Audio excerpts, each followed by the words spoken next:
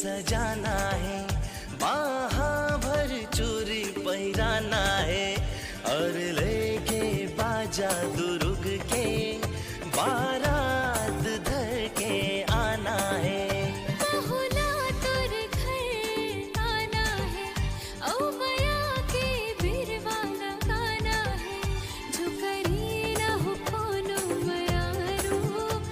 हित